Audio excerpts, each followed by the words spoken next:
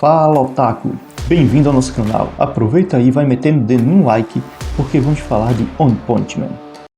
A infância de Flash e Sonic na Vila Ninja foi marcada por muito sofrimento e violência. A capa do capítulo 196 do mangá de One Punch Man traz uma bela arte da Tatsumaki na capa. Inclusive, algo que se destaca nesse episódio são os desenhos impecáveis. Você verá uma enorme melhora na qualidade das imagens. O Murata caprichou no desenho do mangá, como ele fazia na época do arco da Associação de Monstros. Além disso, a história parece estar mais fiel à versão da webcomic, o que deixou alguns fãs muito satisfeitos. E acredito que isso é uma compensação pelo redraw que o mangá está passando. Inclusive, caso você ainda não saiba, o Murata decidiu redesenhar todo o arco da Vila Ninja, descartando um ano de mangá.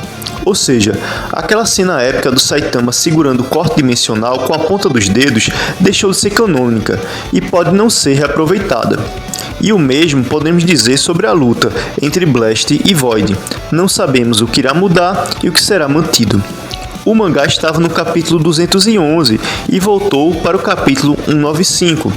E algo que chamou atenção foi a imagem da Fubuki na capa, usando um vestido preto com uma estampa de cobra. E ao fundo vemos Saitama vestido como encantador de serpentes. Ou seja, o Murata está insinuando que o Saitama está enfiando a cobra na Fubuki. Escreva aí nos comentários se você acha que vai rolar alguma coisa entre esses dois personagens. Mas indo ao que me interessa, vamos voltar à análise do capítulo 196 do mangá.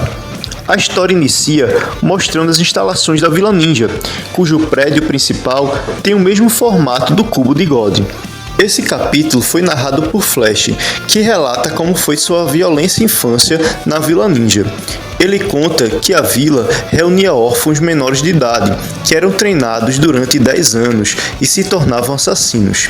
Flash fala que foi vendido pelos pais aos 5 anos, quando entrou para a Vila Ninja.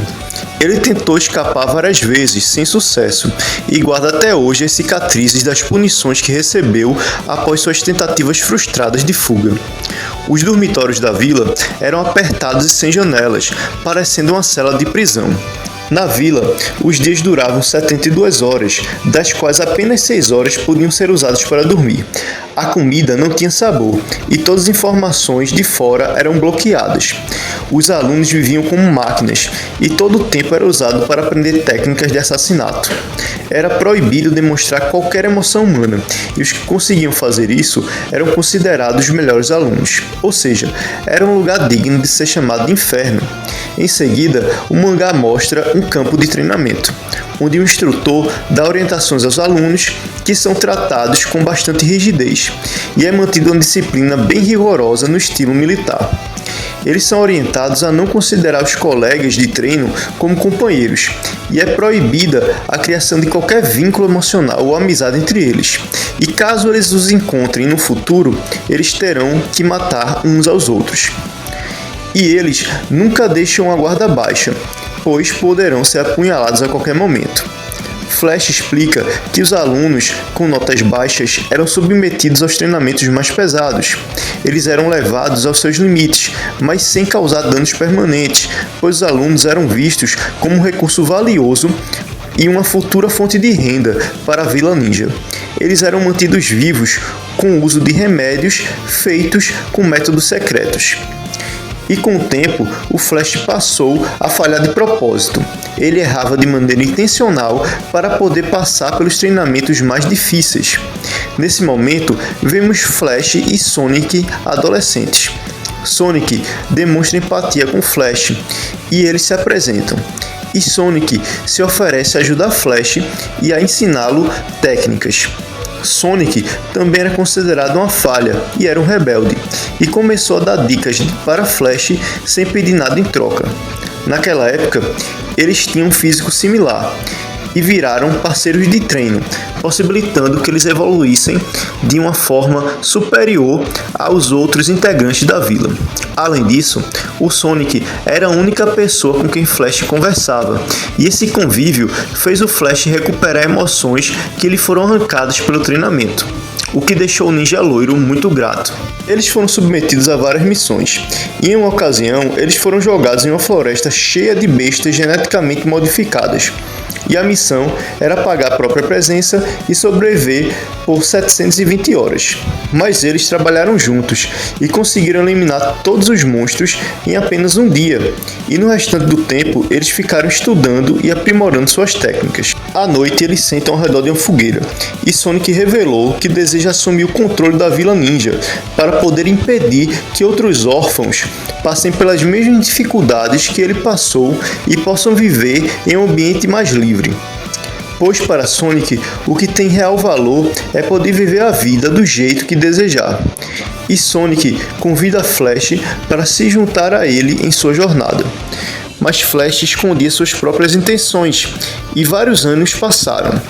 Flash tinha 16 anos e suas habilidades haviam sido reconhecidas, e ele se tornou o número 1 do ranking da Vila Ninja. E o senso de justiça de Flash ardia cada vez mais. Então, no dia da sua graduação, o Flash colocou seu plano em prática. Primeiro, ele coloca uma droga na comida do Sonic para que ele não pudesse se intrometer. Em seguida, Flash atacou e matou todos os integrantes da Vila Ninja, incluindo funcionários, instrutores e alunos.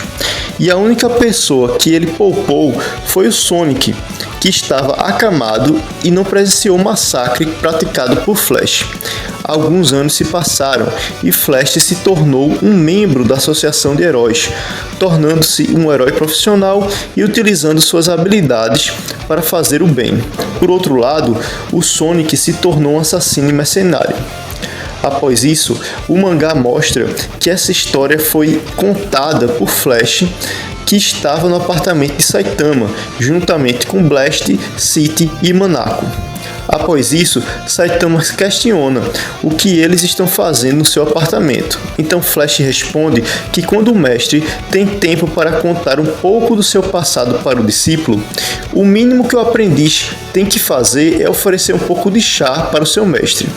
Nesse instante, o Genos coloca abruptamente um copo de chá quente em cima da cabeça de Flash, de modo a provocá-lo, deixando ele indignado.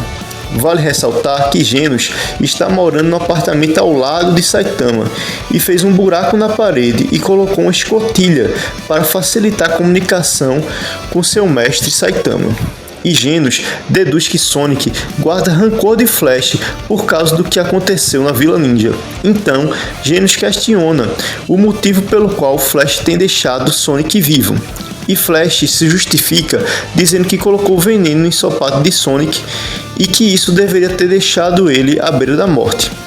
Mas Flash fala que como ele passou pelas piores situações possíveis ao longo da vida, isso fortaleceu seu corpo e o fez sobreviver ao envenenamento.